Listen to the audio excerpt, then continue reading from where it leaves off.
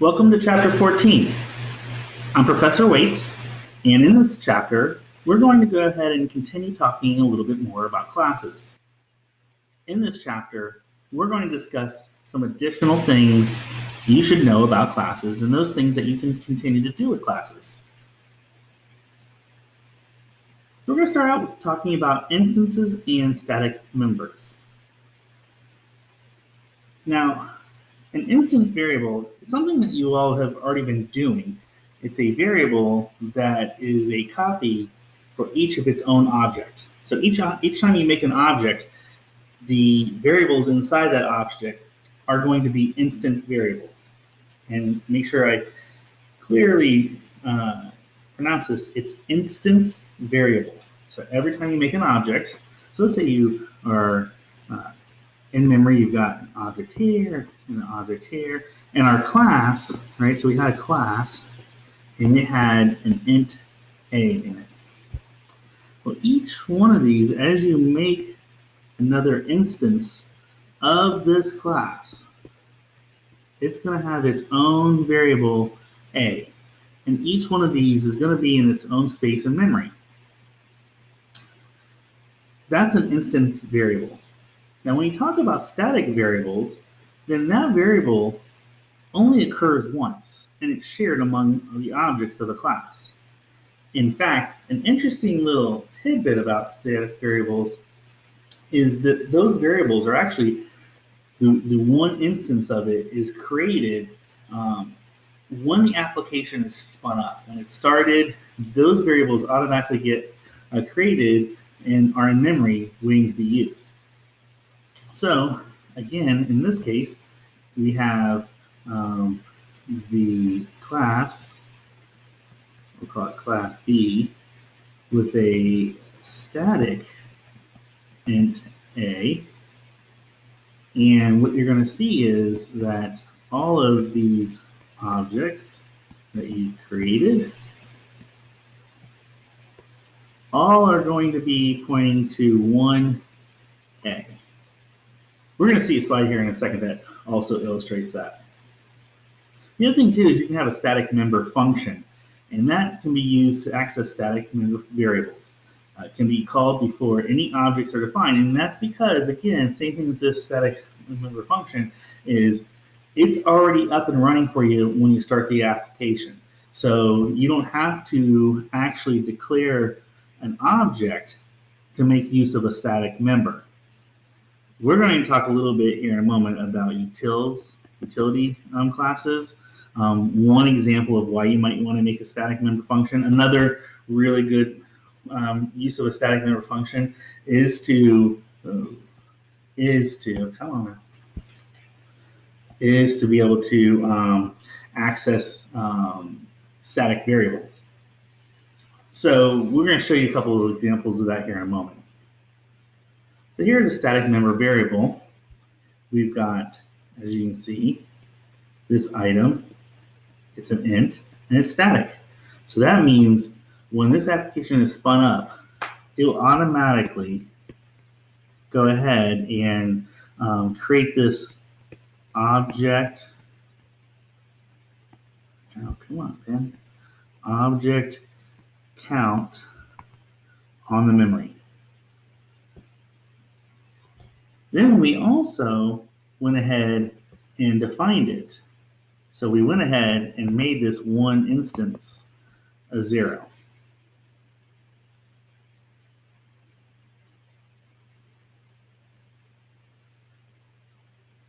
Now, one of the reasons why we do this actually is to keep count of objects, right? So a good example they have here is they're going to create 3 tree objects, and then they're going to say, well, how many tree objects have we created? This is great if you want to make sure that you've spun, how many you may have spun up. Do you need to delete some? Is there, what's going on? If you are, wanting to make sure that there's a maximum amount of objects or a minimum amount of objects, one good way is to have this static int. Also, there's other pieces that can come along with why you might want to have a static object. We'll talk about that here in a second. This is the illustration I was just talking about where, so oak and elm and pine, as we can see here, have all been defined. And what's nice is, let's say that this class, did they actually define the class for us? No, they did not. But let's say that this tree class also has tree type as a variable, and it's an instance variable. So that means that in here, each one of these would have its own version of that variable. But because this particular one is still static, they're all still pointing to the same version of that one variable. So here we have an example of instance variable along with static. So we've already talked about keeping track of how many objects you've spun up is a great example, and definitely if you need to be able to know how many you've spun up and then how many you've spun down, you can also, in your deconstructor, you can subtract how many, so if you have in, let's say, your constructor, you plus this static variable, and in your destructor, you remove an object. So this helps you keep track of how many objects you have spun up. Why else might you do that? There are plenty of other reasons that you might want to have a static variable. Off the top of my head, keeping a flag variable amongst a set of objects. So let's say you have you have a class for handling file I/O.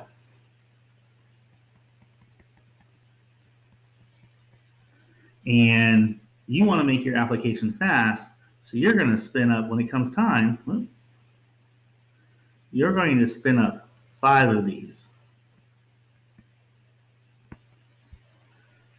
And they're going to all be reading and writing to the hard drive. So actually, let's make your 5 objects here. They're all reading and writing to the hard drive. But we want to make it to where if just one of these errors, it's going to stop all of these. So you could have a static, true false flag. And if one of these errors, it turns this static flag to false. And then all of these, before it does a file I/O, reads and makes sure that that static flag is still true. And if it's false, they all stop. There's another good example. At some point in your C++ career, you may get into threading. And one thing that sometimes happens is you want to create a bunch of threads that are kind of working autonomously. They're all doing their thing. Maybe they have special instructions. They spin up and check a folder, let's say every so often. And but at some point, if someone wants to close that application, you need to be able to signal to all these threads to go ahead and stop, because they're all running on their own autonomously. There's no real connection back. So if all of these threads have one single static flag, you can change that to false, and then all of these will, on their next spin up, will shut down the thread. So there's another example why you might want to use a static variable. Now, a static member function is an entire function. Now, like we said, oftentimes you'll see static functions deal with static methods. Not always, but in this case, they're giving you an example where this is essentially, it's a getter for a static variable. Now, again, because it's a getter, we're writing the const out there, so we know that this function is not going to manipulate any data or any variables in that. So this static is always existing, and it's going to return the value of the static member. Now, a static variable. One thing to note is you have to be real careful, because if you create a static variable and you don't declare it pretty quickly, let's see here, like in this example, where here it's created, but then it's actually defined pretty quickly too. If you don't do that, remember what I told you is static methods or static member functions spin up right away. So if you haven't set this static item to 0 and you were to call this, which you can pretty much out of the gate, this hasn't been set up yet, and so you would get some funky results. So be careful.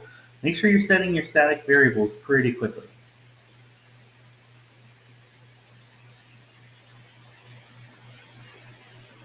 All right, and they can be called independent of objects, and that is part of the fun of static members.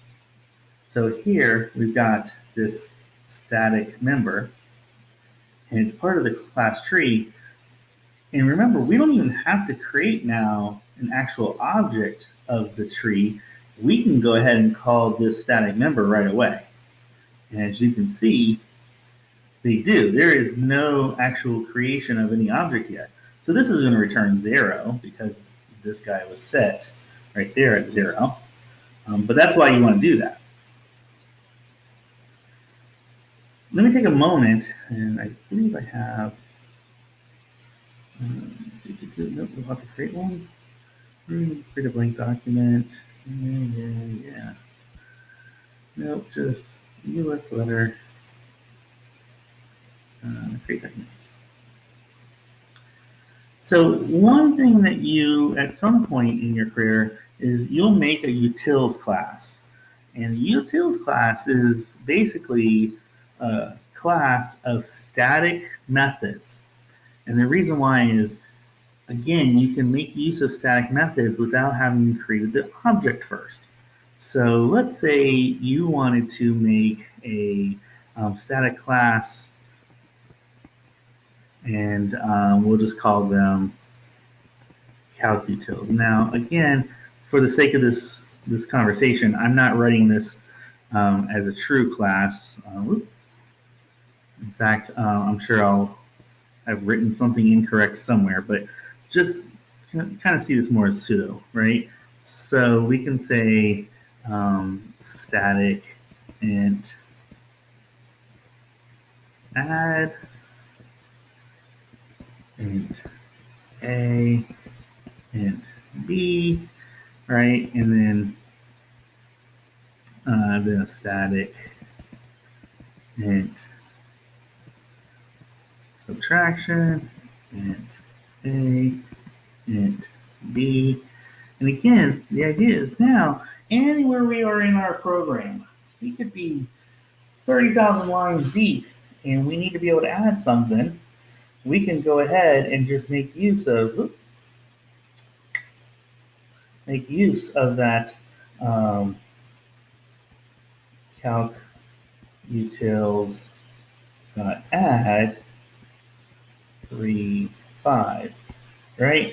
And because we didn't have to instantiate any object to make use of these, we can just use them randomly whenever we need them, quick and easy. I have seen people write file utility classes, directory utility classes. In fact, you can go through the standard library and find some of those that are very resembles definitely a utility class, where they'll have static methods to make life real easy to do, like file IO, other kinds of IO. But there's a good example of why you might, some of the reasons to have static methods. Please believe that's not anywhere near the end of that story, but it's just one example. All right. Now in this section, we're going to talk about friends of classes, but we are going to switch over to the old Google and take a look at some other sites, because I don't feel like the book, especially in this PowerPoint, does a real good job of explaining. They kind of gloss over it, so we're going to go look at some other things. Essentially, what you need to know is a friend is a function or class that is not a member of a class, but has access to private members of the class. So a friend function can be a standalone function or a member function of another class and is declared with the friend keyword. So here they're showing a standalone friend void set a val, which obviously is taking in an array of vals and how big the how big the array is.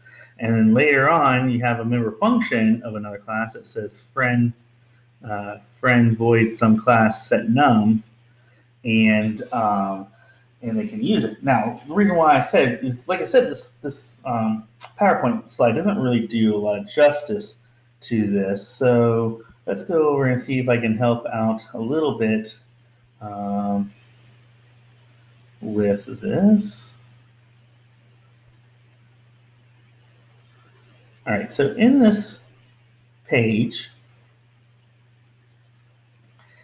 we can see a little bit better of an example. And let's go to this version. So I'm going to pick my pen over here. I haven't used this pen in a while. All right, so we've got this class box. Oh, come on now. It is slow today.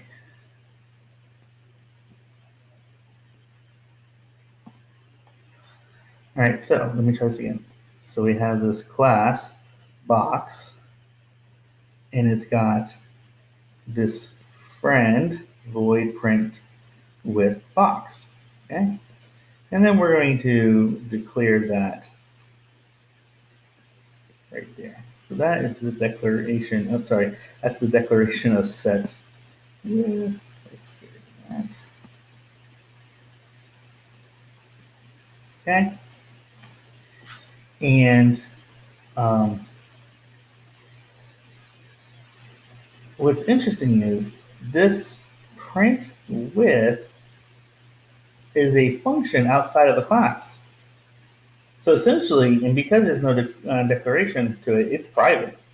So this class box cannot utilize this print with. But because I'm calling it in with the friend moniker, I can make use of that print with. So now all of a sudden this class now does have access to that method. And so what you're going to see here is down here, we're going to, in our int main, we're going to create a box object. We're going to set with, and then we can go ahead and print with, because everything in this method now has access to what's in this box, including any private members, which would be this double with, right? So you can see that box with relies on this particular variable, which is private. And normally this, because it's not inside the class, does not have any access to it. So let me try this one more again. Kind of go from the beginning. But this time we're going to go actually backwards. So this method, print with, is not in this class. So it is not in that class. So because of that, because there's no declaration of what that double is, that means that this is private.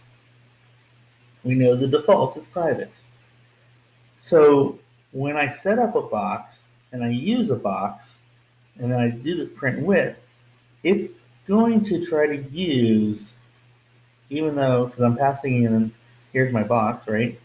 I'm passing it in. So it's trying to use the with. Now normally, because with is a private member, this would be a no-go. But because I have gone ahead and said, make this function that's outside of me a friend, it can now see my private members. Now what's nice about this, and one thing to kind of keep in mind, is the reason why it's done this way is because the class itself the class itself is still autonomous to internally, not that far. Still internally, the class itself is what has to say you can have access to my private variables. You can't just have access to someone's private variables unless they let you. And that right there, like the class itself making this a friend allows the class to still control its own protection levels.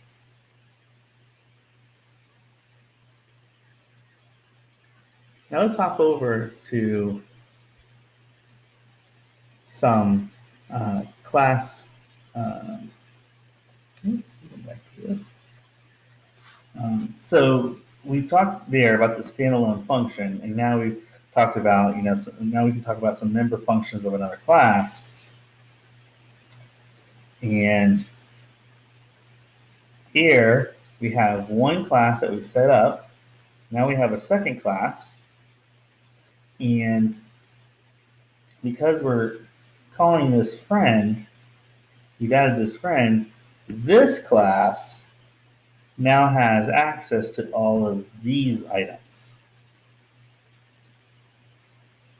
Because remember, we wouldn't want to have it set up to where we can have some class just all this, like I can't, let's say Microsoft writes in the standard library and it's got class fun, right? So this is a standard library, let's say.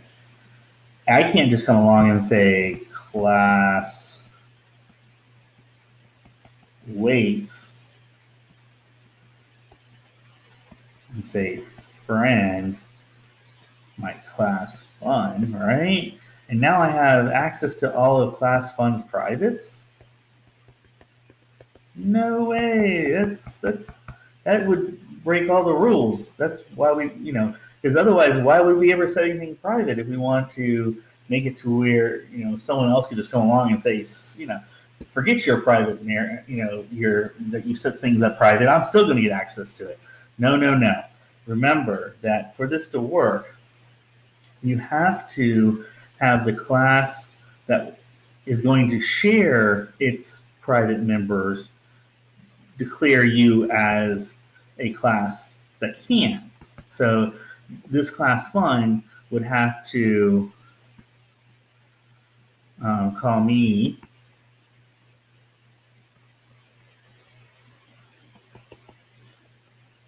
and here's my little class. Because of this, now I can utilize all the private, when I make a declaration in here and go, hey, make a class, when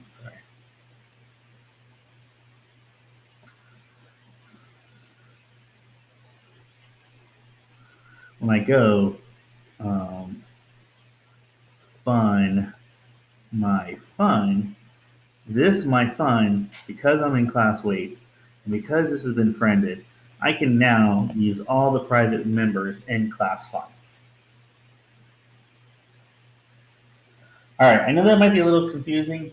Try to watch this a few times if you need to. The friend piece is a little weird. One of the more common reasons I've seen this, and definitely not by any stretch of the imagination, the only reason, there's plenty of reasons to use friend classes. But I've seen friend classes a lot in regards to being able to set up for external methods or external classes to test all the functionality of a class. So in TDD development, where test-driven development, you may want to set it up to where you have a certain class that allows for, let's try that again, TDD. You may want to have your class A allow for class B to come in and test all of class A, including its privates. And so to do that, you can let class B be a friend of class A and do that. So that's one just real easy example of why you might want to use friend classes. There's plenty of other, and you may want to do some research on that. Otherwise, we're going to stop the video here, and then when we come back, we're going to talk about membership assignment. So I hope to see you soon. Thanks.